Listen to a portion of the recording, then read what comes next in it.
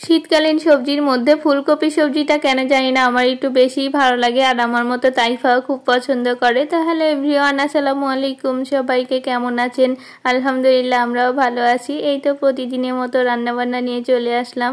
আর আজ ভাবছিলাম কি রান্না করব, তো ভাবলাম যে পাঙ্গাস মাছ বের করলাম, আর ভাবলাম ফুলকপি দিয়ে পাঙ্গাস মাছ রান্না করব আর শিম ভাজি করব।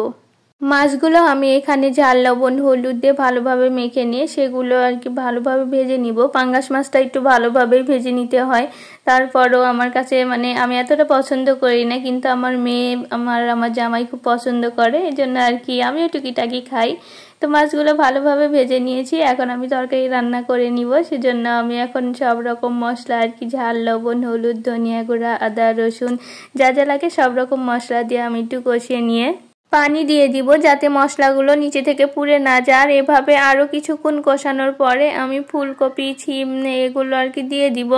আর যেটা বললাম শুরুতেই যে কেন জানি না ফুলকপি আমার খুব ভালো লাগে। হ্যাঁ, এটা আমি ফুলকপি যে কোনোভাবেই খেতে পারি, চপ তরকারি ভাজি সব রকমভাবেই ভালো লাগে। আর তাইফাও আমার মতনই একদম খুবই পছন্দ করে ফুলকপি, যে ও তো উল্টাভাবে বলে, আমার মেয়ে কপি ফুল বলে ফুলকপিকে।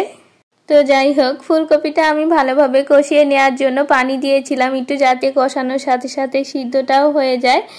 তাই পানি দিয়ে আমি একটু ঢাকনা দিয়ে দিলাম, যে এতে ভালো সিদ্ধ হবে তাড়াতাড়ি।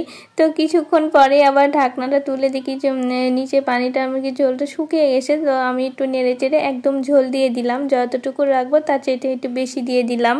আর ঝোলটা দেওয়ার পরে আবারও ঢাকনা দিয়ে দিলাম, যাতে ভালোভাবে বলক আসে। আর কিছুক্ষণ পরে দেখি তরকারিতে বলক চলে এসেছে।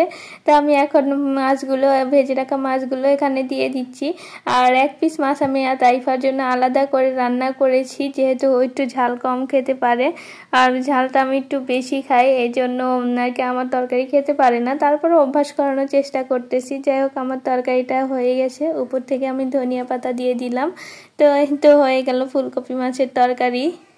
আর এখন আমি শিম ভাজিটাও ভেজে নিব। একটা মরিচ পেঁয়াজ আর জিরা ফোড়ন দিয়ে শিমটা তেলে দিয়ে দিলাম, যাতে তাইফা খেতে পারে। আর সবারই আলাদা আলাদা পছন্দ থাকে। আমার হাজবেন্ড তো শিম এত বেশি পছন্দ করে, ওরে যদি সারা বছর শিম ভাজি করে দেওয়া যায় তারপরও বলবে না খারাপ লাগছে। কিছুক্ষণ ঢাকনাতে ঢেকে রাখার পর শিমটাও সুন্দরভাবে সিদ্ধ হয়ে গেছে। শিম ভাজিতে একটু আলু দিয়ে দিলে ভালো হতো, কিন্তু আমার বাসায় আলু ছিল না, যে কারণে দিতে পারি নাই, শুধু শিমটাই ভাজি করতেছি। তো আজকে এইভাবেই আর কি খেতে হবে, আলু ছাড়া। আমার মেয়ে খেলে তো অবশ্যই বলবে আম্মু আলু কই। তো এতক্ষণ আমার ভিডিও যারা দেখেছেন তাদেরকে অসংখ্য ধন্যবাদ। ভালো লাগলে অবশ্যই লাইক কমেন্ট শেয়ার করতে ভুলবেন না। আপনারা আমার পাশে থাকবেন, আপনারা ছাড়া আমি কিছুই না। তো সবাই ভালো থাকবেন, আল্লাহ হাফেজ।